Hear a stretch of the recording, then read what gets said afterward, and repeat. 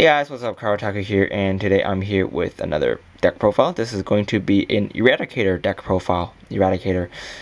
And yeah, it's going to be featuring Sweep Commando, because Sweep Commando is the new card that came out in set 11. He's been working really well for me. Yeah, this deck is, hasn't lost very many times. I played with it, a lot today, and I pretty much only lost when I got great stuck. So it's a pretty consistent deck. I played against a Descendant deck, some Cocoa decks, the Nectars, Gold Pals, I think. Yeah. Anyway, this deck is good. So let's start off with the starting Vanguard. Okay, so we have Ambush Dragon Lincho. Effect is when this card boosts and hits an opponent's Vanguard, you can Soul Charge this card and pay a counterblast 1 to retire an opponent's grade 1 or lower. So you can put pressure on an opponent with this card early game by retiring their useful boosters. Get rid of those pesky 10k boosters. Next, I run 2 Sweep Commandos. So 2 Sweep Commandos. This effect is Limit Break 4, Counterblast 2, Soul Blast 2. When an opponent's rear guard has been retired by a card effect, you can pay the cost, and then you can retire one of your opponent's front row rear guards. And then you can draw a card, and this card gets plus 5,000 power. So it's a pretty decent card. His second skill is when this card is placed on the Vanguard circle, you can Soul Charge an Eradicator unit on the field, and then you can retire one of your opponent's front row units. So yeah, it's yeah, you can basically you can use his second effect first, and then you can use his first effect to retire your opponent's whole front row. So yeah, it's pretty good. Which is why it's good with Electric Shaper, because then you can retire your opponent's whole two of your opponent's columns. Alright, next I run 2 Gauntlet Buster Dragons. Yeah, he's also pretty good. I like to ride him first, to put some pressure on my opponents, so they can, guard against his extra crits. Because, yeah, there are some rear guards that can retire cards, and then you can get the extra crit with that. So yeah, 2 Gauntlet Busters.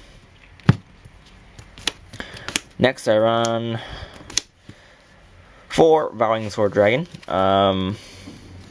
This card, pretty self-explanatory. Yeah, it's pretty self-explanatory. So, no need to explain his effect. Basically, Brick Ride, kill a card in front row, and then you get plus 10k. Gauntlet Buster's effect, if you guys didn't know, it's whenever a card is retired, whenever one of your opponent's rear guards is retired, this card gets plus 3k and plus 1 crit. Second effect is Counterblast 2 Eradicator units, and your opponent chooses one card and they retire it, which is why he's not good with Electric Shaper, because they're always going to choose the back row. So, unless they're stupid, but yeah. Next, for grade 2s, I run 4 of the new grade 2. What he does is, when this card is placed in the Vanguard or rear guard circle, Soul Charge one Eradicator unit, and then you can retire one of your opponent's front row units, which is why it's good with Gauntlet Buster and Sweep Commando, because then you can activate Sweep Commando's effect after. Or you can get an extra crit with Gauntlet Buster. Next, I run 4 Spark Rain Dragon, 12k attacker. Pretty standard. Next, I run 3 Thunder Boom Dragons. 3 is enough because I want to run 4 of him. He's pretty important. So, yeah, I run 4. 3 Thunder Booms and 5. He's mainly just your main ride target, so yeah.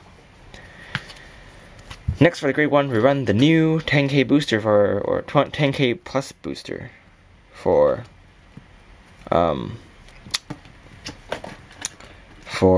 booster Eradicators.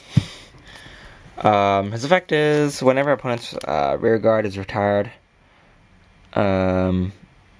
this card gets plus 3k if you have Eradicators Vanguard, so it doesn't work with, you know, the blood builds and whatnot. So yeah, he can be a 10k booster when you break ride. If you break ride and then you use Sleep Commandos, he gets plus 6k, so he'll be a 13k booster. So yeah, it's a pretty cool, pretty good card.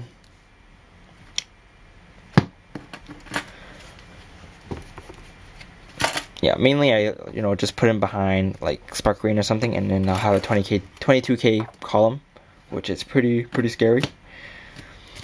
Or if you run out of attackers, you can call out your Vine Swords and whatnot, and do some shenanigans from there. Next, I run 3 Demolition Dragon. 3 is enough because I run 8 Great 3s, and a lot of times I will have spare Great 3s in my hand, so I can just call them out to attack.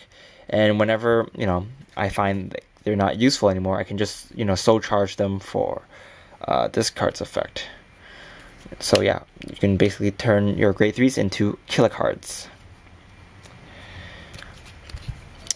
And I only have 3 because enough attackers. So next, I run 3 of the 10k booster.